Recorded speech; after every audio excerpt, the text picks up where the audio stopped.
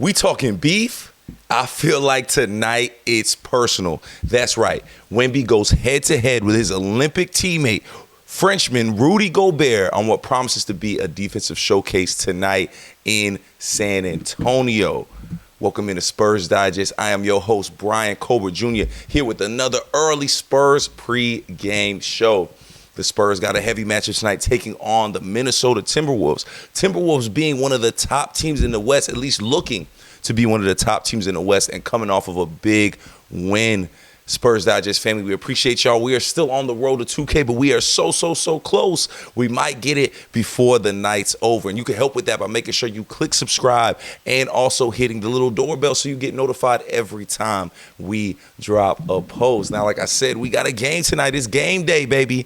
But before we get into game day tonight, we have to talk about last game, because I think, as always, when you look at the previous game, you can get a lot of details on what the next game is going to look like. And look at Victor Wembanyama's numbers so far through a few games of this season. We know the game he's coming off of with the Utah Jazz. He showed up. His best game of the season so far wasn't as efficient as we'd like, but it still looked good. And whenever you can get 5 for 5, baby, that's 5 steals, 5 blocks, and be in that category, you do something special. And everything we've been talking about so far showed in this game against the Jazz, which is why I want to talk about it before getting into anything else. We said Victor needed to be more aggressive. We said the ball needed to run through Victor more. We said we needed to see Victor on the block more, and we saw all of those things. But the most impressive thing we saw was his aggression on the defensive end. I did not feel like we had seen how aggressive he looked last year yet, but for some reason against this Utah Jazz team, I don't know if it's the size that they have as well that just wakes something out of them, but Victor showed up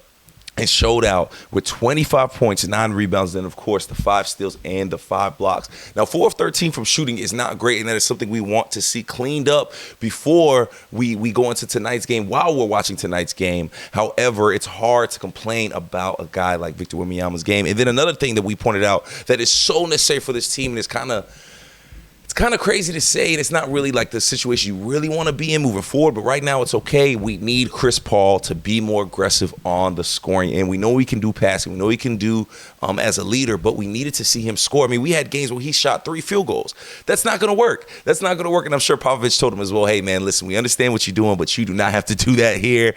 Go ahead and get Mixie up, especially when you're going against point guards that really can't see Chris Paul at all. And he showed that, what this team can look like when he's a scoring threat. Because when he wasn't a scoring threat, you were seeing guys back up off him. You were seeing guys give him a little bit of room. And that's not something you want to see with this team, because you need space with this team. This team needs space. When you have a 7'4", 7'5" monster down low, you need to give him room. And Chris Paul scoring the ball is going to help so much. And then, of course, last but not least, our defense. Our defense came through against the Utah Jazz, and just where we were stingy, man. We started off really slow. However, those third quarters, man, what Pop does with these third quarter lineups, I really want you to look at his rotations in that third quarter. There's a reason we tend to go on runs as of late when it comes to these games. So a lot of great things we saw against the Jazz, and that I'm hoping we see tonight against the Minnesota Timberwolves, which is a much tougher matchup. So let's get right into it. And speaking of matchups, we know we're all looking at that Anthony Edwards matchup. Now, of course,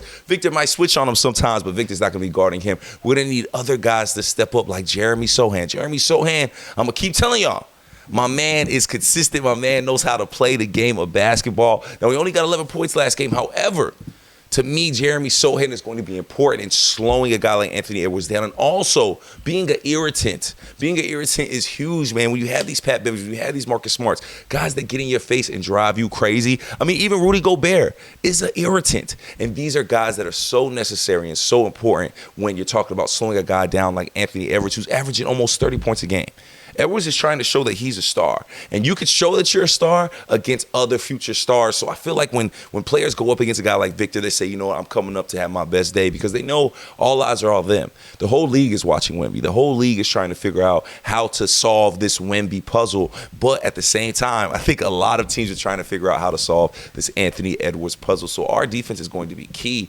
Our, Champagnie, Sochan, Harrison Barnes, it's going to be a collaborative effort to slow down Anthony Edwards. Michael Conley doesn't scare me too much at this point in his career. He can knock down an open shot and things like that. But to me, it's really about how can we make Anthony Edwards, isolate him, and force the other people around him to play basketball. Because to me, they just don't have the weapons around him. Now, Julius Randle has looked pretty good. Julius Randle has looked like a pretty decent piece and a pretty nice asset. But, however, I think, to me, if we can slow down Anthony Edwards, we slow down the Minnesota Timberwolves. And one person that we need to not be slowed down, that's Wemby. This Wemby versus Gobert matchup is going to be huge. We are going to want to see Wemby step up against a really, really dominant center. And again, I think there's beef here, y'all. I'm telling you guys right now. They might be friends, they might be boys, but when it's on this court, Victor wants to be Defensive Player of the Year. We know that. Victor wants to be that guy, wants to be the perennial Defensive Player of the Year. And it goes through Rudy Gobert. Rudy Gobert is the Defensive Player of the Year. He's the reigning guy. So how do you do that? You show that you are the better of the two. And you also show that you can lock down a guy like this, but you also can lock down the whole game. And to me, I think this is a huge game for Victor defensively. Yes, last game he did something incredible. He's in the history books. However, you're going to have to be even better against this Minnesota team. And like I said, I think it's beef. I think it's personal. Because not only is this guy from your same country, you looked up to him. He has been the guy that you've seen and be like, you know what, I can make it in this NBA as well. And now you have to take the reins at some point. The king got to be dethroned at some point. And I feel like tonight is a great night to show why Victor is actually a better defensive player than Gobert. I'm sorry, I'm not a huge Gobert guy. I'm sure a lot of people aren't.